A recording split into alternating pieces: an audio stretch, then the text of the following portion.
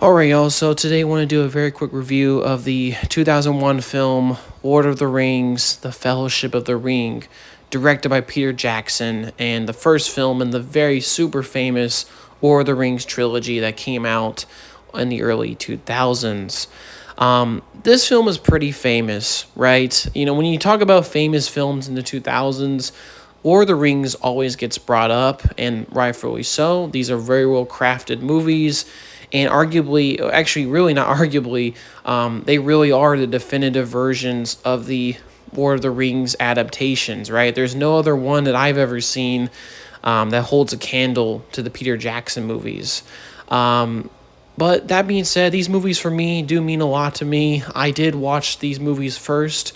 I've never read the books, and it's really fascinating to kind of watch these movies again. And this was my first experience with the War of the Rings Tolkien franchise.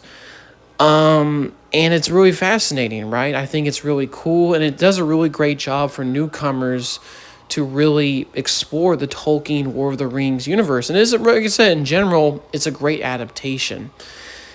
And yeah, this is a really well done movie. I'm going to give you my initial thoughts on this thing, and then I'm going to, of course, go further into it with my pros, cons, and my overall opinions of The Fellowship of the Ring.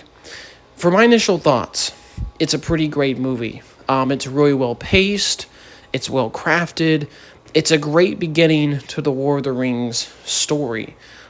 Even if you don't know anything about fantasy, well, I would say you have to know at least some very basic things about fantasy. But if you never heard of War of the Rings or anything like that, it still absolutely works and holds up to this day. Now I'm going to get into my pros, my cons, and my final thoughts on this movie. So for my pros, and I also want to disclaim if I haven't already, I'm watching the theatrical version. I'm not watching the extended version. So one thing I really like about this movie is despite its length, it's really well paced. It's, in terms of narrative and plot, very tight in its execution. There's no fluff. There's no unnecessary tidbits like the Hobbit films have. No tangents. Very tight narrative. Everything that you need to understand and know about the story and allow it to, kind of present itself accordingly is presented here. And it's very tight, very well paced, and it doesn't waste its time. And like I said, it's one of these movies that, at least to me, it doesn't feel like an almost 3-hour movie. It feels, like I said, maybe like a 2-hour movie. And that's, like I said, just great pacing and great editing. Visually, the film looks great still. I would say, I'm going to get into my little nitpicks and cons. Some of the CG here and there is a little wanky and, doesn't exactly hold up to at least today's standards. But the CGI still, for the most part, holds up, and it's really well executed. The practical effects, the costumes, the world, it's a lot more, like I said, it feels a lot more real than you can arguably say like the Hobbit films did, where they had tons of CGI. It feels real, it feels grounded, at least in a fantasy world, as much as it could be, and it looks great. The directing's really nice, it's well shot, it's well edited. I really like the writing. There's some classic, iconic lines in this movie that everyone loves to point out. Like, for example, my favorite line in the movie is Gandalf's line to Frodo at the beginning. It's a great line, and it, just like as an example of the very tight and very well done writing in this film. Even, like I said before, like if you've never heard of Lord of the Rings, the film does a great job of explaining things, even some narrative things that other adaptations have missed. For example, I think in this movie it goes out of its way to mention that Gandalf didn't originally know Bilbo's ring was the ring. And eventually he had to confirm that, oh my gosh, this is the ring that ruled them all, Sauron's ring. And it's, like I said, a little bit, like I said, a little tiny narrative point, and I'm sure it's in the book. But I remember in the 70s version, it wasn't there. So that's a really nice little tidbit right there. And obviously the journey, the actors that are all cast for their roles are really great. It could be a biased thing just because, like I said, these movies have become the definitive version of the books. But Ian McKellen as Gandalf is great. The actors who play the hobbits are great. I really enjoy the guy who plays Aragorn, or Aragon, however you say it. Really cool stuff. and it's all just really well executed. It's a nice beginning and really sets the tone and the context for the whole rest of the War of the Rings to follow. This film is not as big as bombastic as Return of the King, obviously, since it's a little bit more of an intimate movie. We follow the Fellowship and their attempt to get the ring to Mordor, and some really cool stuff happens. Even the Balrog here is a great version of the version in the book, which I've learned a little bit about. That's one of my complaints about the 70s version. It looks a bit silly in that one, but here it looks threatening, it looks intense, it looks great. And the CGI on him absolutely holds up. And I really like the last part of the movie, especially with Boromir dying. Even though it happens in the book, it's really well done here. The orcs look great. The writing's really solid. And yeah, I mean, like I said, I could continue gushing about this movie for hours and just say, oh, I love this, or I love that, or I love these scenes.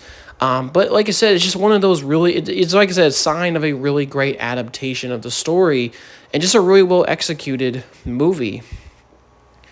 In terms of other things I could say that are hugely positive about it, I also really like how the ring is portrayed. Now, I haven't read the book, so I can't really tell you if this is how it's done in the book, but the ring has such a power and influence on people. It's really strong. It likes to pull people into their deepest desires. The clamor for the ring and why it's so dangerous is presented very well in this movie. Something that I can, like I said, I know I might say this a lot, but the 70s version, I don't think did a great job of, showing you.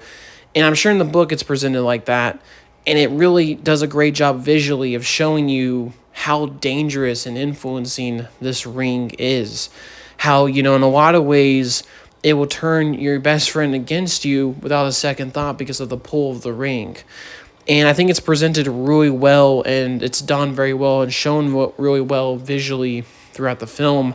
And I also think the context and the villains themselves are shown very well. Sauron's very intimidating. He has this influence over so many people. And you can really feel that in the movie and just how massive and dangerous this all is. Because there's many instances throughout this movie that the characters almost nearly get the ring or characters get killed almost. And it's, like I said, really intense and shows how really perilous this world and these stakes and really just, the journey of it all is really intense and interesting. But yeah, I mean, it's a great story. It's well executed. A lot of great action scenes, great dialogue. Can't really tell you if there's any huge differences from the book. Besides, I know there was some musical numbers in The Lord of the Rings, which I don't think are in they're not really in the movies, but I could be mistaken there. Now I'm going to get into my little cons of the movie. And like I said, this was a movie for me, at least, the theatrical version. There's just not really too many problems that I can think of. Really, not really at all. It's a very tightly paced, well-executed story. I really only have little gripes here and there. For example, I mentioned this earlier, but some of the CG, I think, hasn't held up as well as compared to other standards of the day today in terms of CGI, which, like I said, makes total sense. This film came out all the way back in 2001, and for the time, it was groundbreaking, and you can think in a lot of ways it still is. But some of the CG here and there, I think it's some problems where it looks a little wanky in terms of the visual quality of it and how realistic it looks. Like some big army shots look a little bit like a PS2 game. I would say that the troll scene is really well executed, and the CG on the troll doesn't look horrible, especially compared to some future scenes in The Hobbit even. But yeah, the CG, I mean, hasn't exactly hugely, like I said, some of it works, some of it doesn't work. It looks a little wanky, or at least dodgy, if you will. And I think that's offset by the fact that the film has a lot of practical effects and practicality to it that I think that makes this movie look a lot better if they didn't, like I said, they didn't do a mix of effects. If they went mostly CG in this movie, it would have dated it a lot more. So that's, like I said, little con on the movie.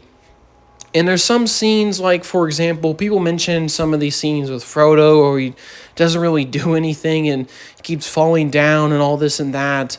I mean, that's, like I said, there's some scenes too with Sam and Frodo that people like to point out that look, sound a little weird and overexertive in terms of the actors. But I mean, to me, those little things don't bother me. Like, they're really nitpicks. There's some shaky camera work in this movie too that, the action's really well shot, and the movie's well shot for the most part. I would say some of the shaky cam sections, because sometimes the movie likes to resort to quick shots of shaky cam for the battle scenes.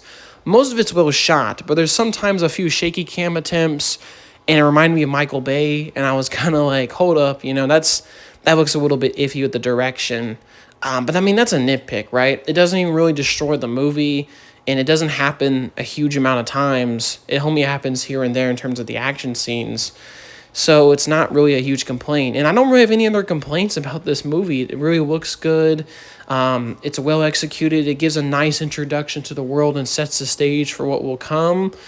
And I totally recommend this movie to people who've never heard of Lord of the Rings. It's a great introduction. Obviously, it's the first book in the trilogy. It's a great start to it. But yeah, I know I probably sound like I'm rambling a little bit, but yeah, The War of the Rings, The Fellowship of the Ring, it's a really well executed movie, really well done, nice story, tight pacing, and it doesn't waste your time, and it's a really well executed story, and I think it still holds up, and I had a lot of fun watching it, because in general, I like a lot of science fiction and big world building stuff, so this naturally fit into my wheelhouse, but I still recommend it to people who are not really into that stuff either. But yeah, this is a pretty great movie, still holds up, it's really solid, and that's my thoughts on The War of the Rings, The Fellowship of the Ring from 2001. Alright, y'all, hopefully you have a good day, and peace, y'all.